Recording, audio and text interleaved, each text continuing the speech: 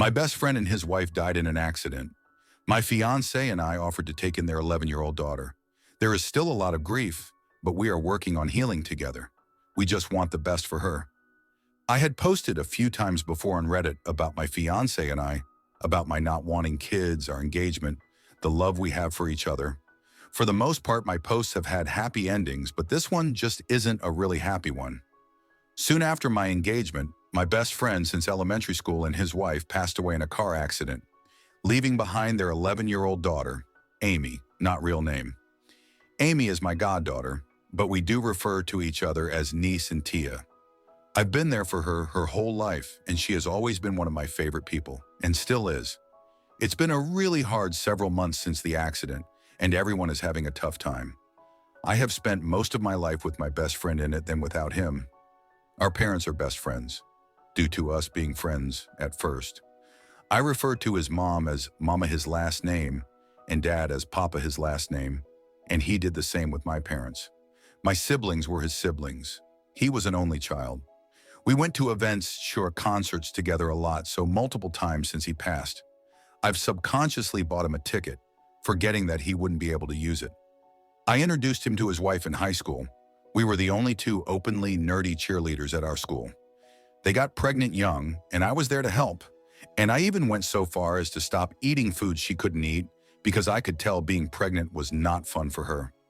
I was at the hospital because she was scared and asked me to be close by. I was the first non-blood family member to see Amy. I say all this because him and his family are indeed my family. So them passing was a huge hit for everyone, especially for Amy. Now, the month when it happened, Amy went to stay with her grandparents.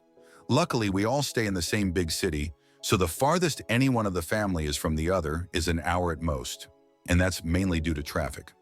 The issue, though, is that her grandparents are much older, 70s, compared to my parents, 50s. So while they do very much love her, they are already at that point where they themselves need help. Plus, they just lost their only son and daughter-in-law. Amy's mom's parents are out of state, and they also didn't believe moving her to them and away from everyone she knows was the right thing either. Her grandparents overall didn't think Amy staying with them was the best for her, and they relayed that to my parents, who then mentioned this to me. So after talking to my fiance about it, as well as talking about it in therapy, which included me, my fiance, and both our therapists, we came to the conclusion that we would be happy to take her in since we are financially capable, have the space, and we do also just love her so much. Before the accident, she was realistically at our house at least 3 times a week. She is the reason why I even have an art room, since it was an activity we always did together. Even at 11, she's a fantastic artist. When we approached her grandparents, they were completely on board with the idea, and I do think that a part of them had hoped we would take her without them asking us directly, hence the comment to my parents. However, when we had broached the idea to Amy, she was hesitant. It turns out that she is aware that I never wanted kids and is afraid that I will hate her for having to raise her. It 100% broke my heart that she felt that way, and I tried everything to convince her that was wrong. In the end, I told her the truth. I will never be able to replace her mom or her dad, and I have no plans to. Her parents made me her godmother because they knew that I would love and care for Amy the way they loved and cared for her. I could never hate her. My fiancé even pointed out that I was the one who had the idea to foster her, but I also had to stress to her that this is a new situation for all of us. We are all grieving together, and we are all jumping into this new living situation together. So there will be mistakes, but there will also be a lot of love. We also put her in therapy, which she has been very hesitant about, but after finding out that my fiancé and I are both regularly in therapy, she felt a lot more comfortable. My fiancé has been great through all this, and my absolute rock. He was also very close to my best friend. My best friend was going to be his groomsman, and was the second person my fiancé asked after he asked his brother to be the best man. My best friend was the type of person who will see something and say, "This looks like something so would like, so I'm going to buy it for them." So some days I will catch my fiancé staring at one of those many gifts for a long time. Or he will say something like, "I hope they both knew how much I love them." We hold each other tighter now when we hug and kiss longer than before. When I asked about Amy living with us, my fiancé was shocked and wasn't sure how he felt since change was happening. Lightning fast with the engagement, then the accident, and now with Amy. So I didn't bring it up again until he did a week later with, "I thought about it, and I think it would be good for all of us. But let's get our therapist together to make sure we aren't jumping the gun because we love her." Amy moved in right after Thanksgiving. All the families got together for the holidays with her to remind her that she is never alone. She has her mom's family, out of state but they call often, her dad's family, my fiance's family, out of the country too, minus my fiance's brother plus his wife, and let's not forget all our friends and their families. There was a lot of crying, but a lot of laughing too.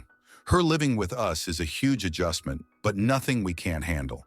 She has always been a sweet girl and very bubbly and loud. Since the accident, she obviously has been a lot more withdrawn and quiet. But I am seeing sparks of herself come back briefly and slowly. We had to switch her therapist a few times, but this current one is definitely helping a lot. Amy really likes her too. Her grades did slip a bit, but my fiancé has made it a point to do homework with her every day, and it made her cry the first few times he did it. He asked her if she wanted him to stop, but it turns out that it just reminded her of her dad, so it really meant a lot that her Tio was so willing to help her too. I was expecting some rebelling, but that hasn't happened. Yet LOL. Actually, she has been doing the absolute most. She would clean up after us before we had a chance to do it ourselves, or try to do things for us that seemed a little out of character. After some prodding, it turns out it was because she is afraid we would get rid of her if she upset us or did something wrong. We have stressed that in no way has that even crossed our minds. We are here for her, and unless she wants nothing to do with us, we will continue to be here for her through the good and bad. But let me tell you, I cried so much that night feeling terrible that she felt that way. I want her to know that our love is unconditional, and it always has been. We are also in the process of setting up a trust for her. Her parents left behind money, and there is money coming in from their insurance policies too, so all that is going in that trust for her. I will also help supplement this trust, plus my fiancé, even though I stress that he doesn't need to. Neither myself or my fiancé will touch this trust. When she turns 18, she will have access to use the money for college if she decides to go, and a set amount will be available every month to live on. If she decides not to go, then she will still have access to a set amount every month. Side note, we would prefer she go to college and will encourage it, but her dad didn't go to college and did well as an artist, and we see that she has his talents, so we just want to be supportive of any decision she makes. When she turns 21, she will have access to the full trust to use as she wishes, but we will do our best to ensure she is responsible with it when the time comes. At the end of the day, she will be an adult, and we have to trust she will be responsible when she has access to the money. I also want to say we didn't come to this decision on our own. We consulted with all 4 sets of grandparents, and this was what we all thought was the best approach, as well as help from a lawyer. When Amy is a little older, we will discuss this with her, but for now she's still so young and dealing with a lot. Some nights I sleep with her in bed, with my fiancé sleeping on the floor by the bed, because she cries herself to sleep and she feels so alone. I don't know if that feeling will go away anytime soon. I think about how I'm in my 30s and I still can't imagine not having my parents, so I really have no idea what she is feeling. Best I can hope for is that I can help the pain just a little bit. Amy's mom was going to be my bridesmaid, and I was going to have Amy be the flower girl, but I think I'm going to ask Amy if she would prefer to be my bridesmaid. Amy looks so much like both her parents, and I see so much of their personalities in her. A part of me feels like having her up there with me will make me feel like her parents are up there with me too. And I never once imagined getting married without either of them by my side. All planning stopped the moment of the accident for that reason, and even now typing, this has me crying that they won't actually be there. But also that's a lot of pressure to put on Amy. I don't want to tell her all that. I do want to give her the option to be my bridesmaid if she wants, and if she doesn't want to, then that's also okay because she is still going to be part of my wedding. I won't even bring this up for a while because I still am not in the headspace to plan the wedding right now. There is no real reason why I'm posting this. I tried a couple times to write out what happened, but each time I broke down or deleted it. I think I just want to vent or just feel better. Maybe to get validation that we are doing the right thing and not messing Amy up. One step at a time, I guess. Edit. I'm seriously overwhelmed by all the comments. I was trying to respond to every single one, but now I'm falling behind because there are so many LOL. If I don't respond to your comment, still know that I really appreciate your support, love, kind words. I wish I could hug every single one of you. I don't know what I was looking for posting here, but I feel immensely grateful I did because you have all shown me so much love and support. I'm just a crying mess. But just know it's definitely happy tears because I now feel like I'm doing the right thing for Amy. Thank you all so much. August 12th, 2024, 5 months later. It's been a while, and people keep reaching out to check in, which I sincerely appreciate, so an update might be warranted. It won't be exciting at all, LOL, just where we are all at right now. Side note, I wasn't sure if I gave my fiancé a name in my previous posts, but I will refer to him as David moving forward, and my best friend's name moving forward is Leo. First, I want to thank this community for the kind words of encouragement and concern for Amy. It's heartwarming, to say the very least, to receive such support from strangers. There were so many comments that I got very overwhelmed and stopped responding, but I read every single one, and even if I didn't respond, I truly appreciate every single one of you. I just get really shy after a certain point, even though this is all anonymous, LOL. Second, a lot of people were really focused on the trust.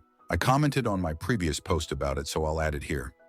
Trust me, we are aware that 21 is still mentally really young, haha. We consulted with all the grandparents regarding the trust, and most of them wanted to give her a lump sum at 18. The compromise was that the lump sum would be given at 21, with her having a sort of allowance from 18 to 21. I will also have her set up with our lawyer and financial advisor when she turns 18, plus myself plus fiance will always do our best to guide her. But she will be an adult at that point, so all we can do is give her all the tools to help make the best decisions for herself when the time comes. We can always change the rules of the trust if need be, but that is something that will be decided as a family.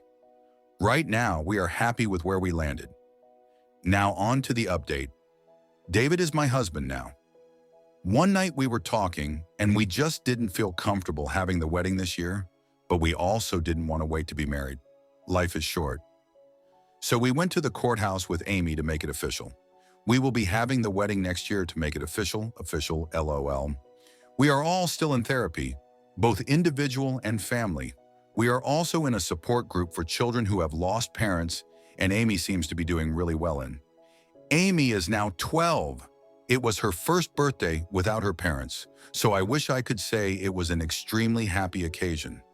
This year has been a lot of firsts without them, and we will continue to have a lot of firsts without them. But she swears that despite crying a lot of the day, understandably, she wouldn't have been able to plan the day better herself. So a bittersweet success. Special mention, Amy has a best friend of 5 or 6 years, Monica, who I've known since she was 7. Monica is lovely. She's a bit sarcastic, which I find hilarious, and is a kind soul. According to Amy, she tried to distance herself from Monica because she felt like she was too sad to be around and didn't want to be a burden.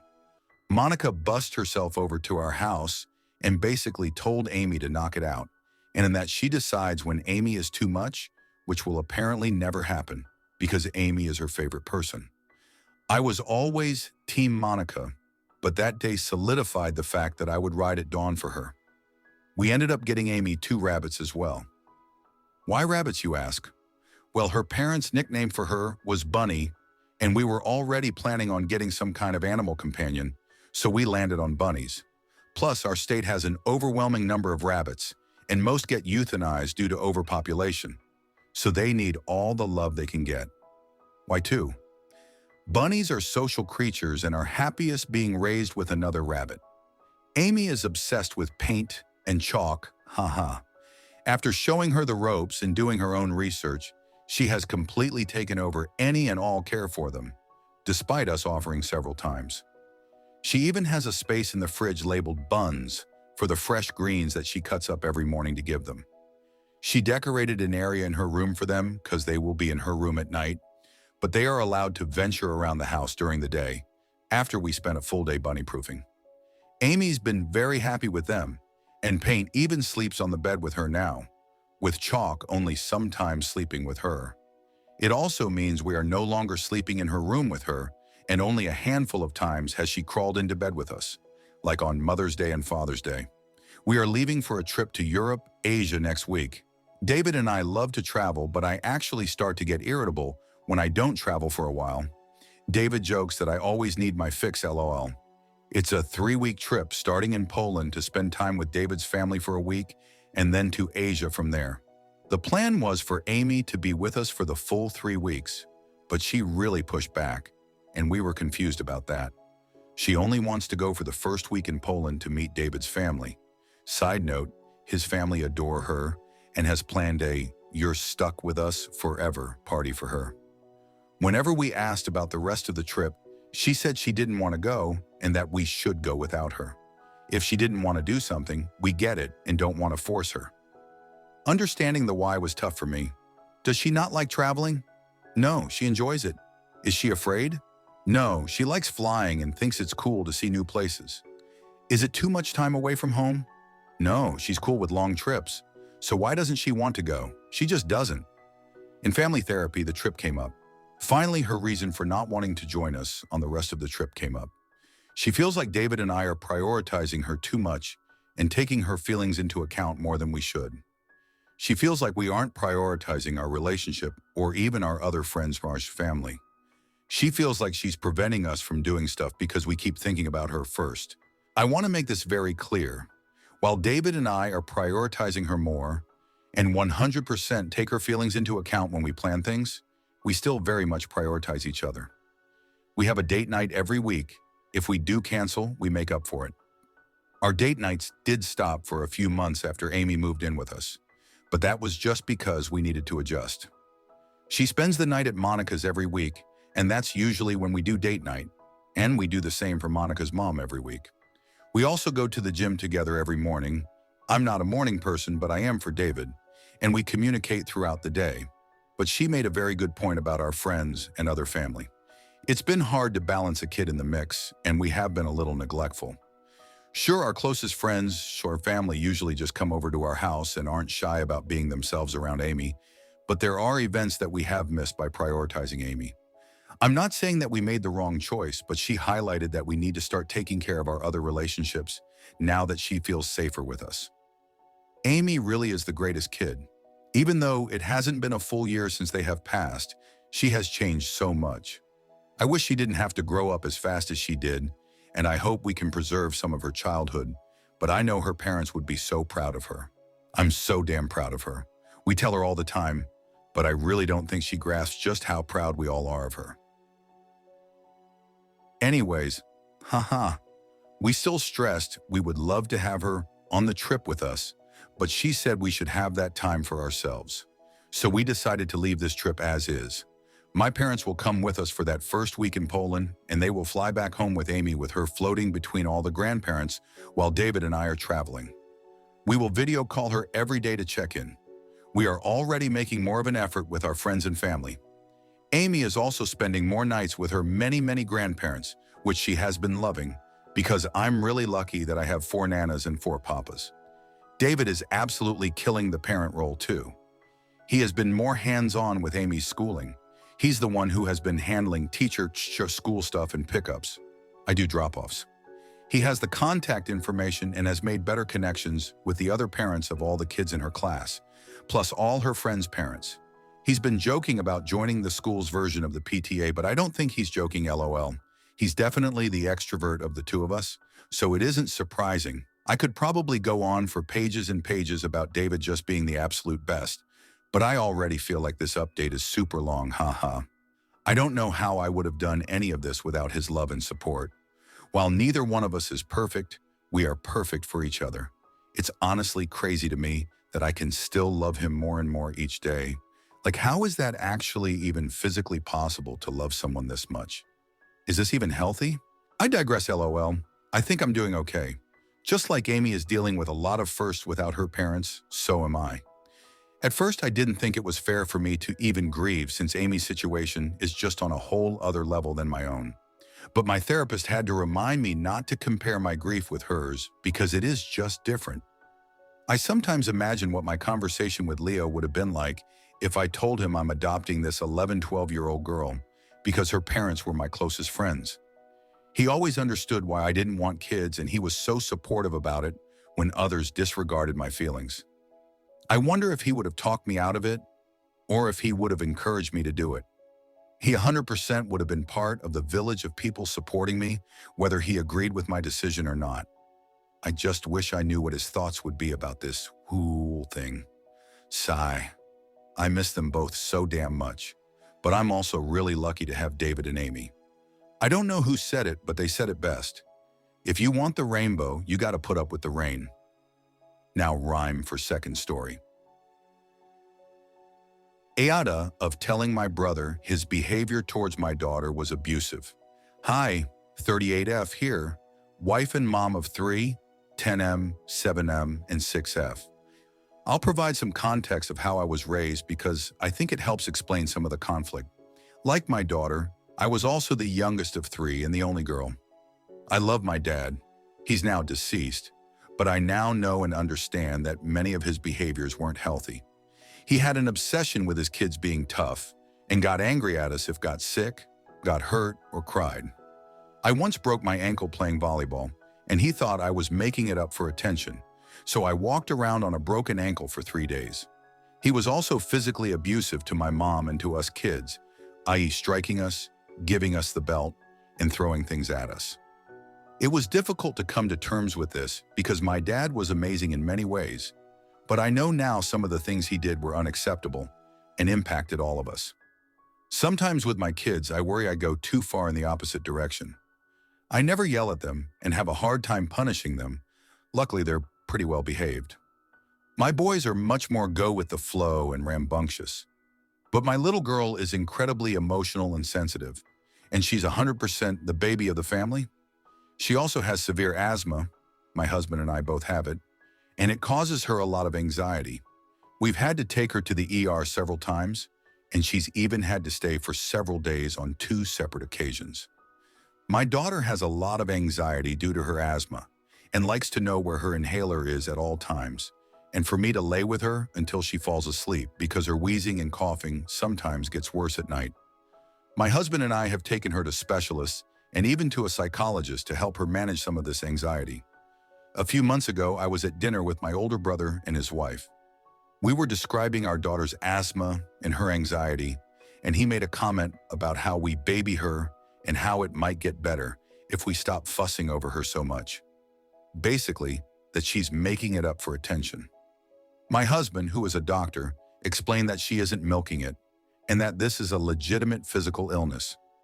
My brother and his wife didn't seem to believe us, and I was annoyed at the time, but I let it go. Last weekend, my husband planned a weekend getaway for our anniversary. My brother and his wife offered to watch our kids, and they were excited to stay with their cousins.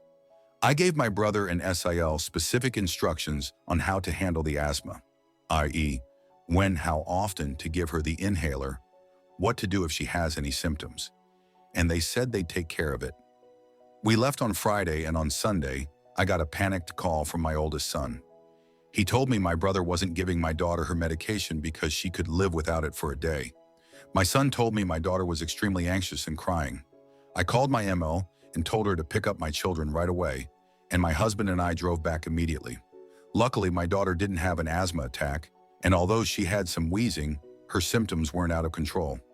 Still, my ML husband and I were livid. My ML said my daughter was crying and extremely anxious when she picked her up and asked for her inhaler right away. I honestly had to convince my husband not to go over there and let my brother have it right then and there. We certainly will never leave our kids with them unsupervised ever again, and I can't describe how upset I am with my brother. He asked us to meet to discuss things, and my husband and I reluctantly went to his house. I told my brother that what he did was unacceptable, that my daughter could have had an asthma attack that would require hospitalization, or worse, and that his behavior caused her a ton of anxiety. He said he was right because she was fine without it for a day. I told him that his behavior towards my daughter was abusive, not only because of the physical risk, but because of her clear emotional distress over the situation, verified by my boys and Emil. My daughter has been hospitalized several times, and her biggest fear is needing an inhaler and not having it, not being able to breathe. My brother lost it and accused me of slandering him and asked how I could call him that when we lived through actual abuse. He also said that my education, I'm the only one in my family who went to college, made me lose all my common sense and that I'm destroying my daughter by babying her so much. My husband and I left immediately and haven't spoken to my brother since. Yesterday, my SIL called and said my brother was upset I used the term abusive and said I owed him an apology for that, but acknowledged he was wrong to not give my daughter her inhaler. Was I the asshole for saying that, or is my SIL right that I overreacted? I just can't stop thinking about what might have happened to my daughter, and I don't know if I'll ever be able to forgive him.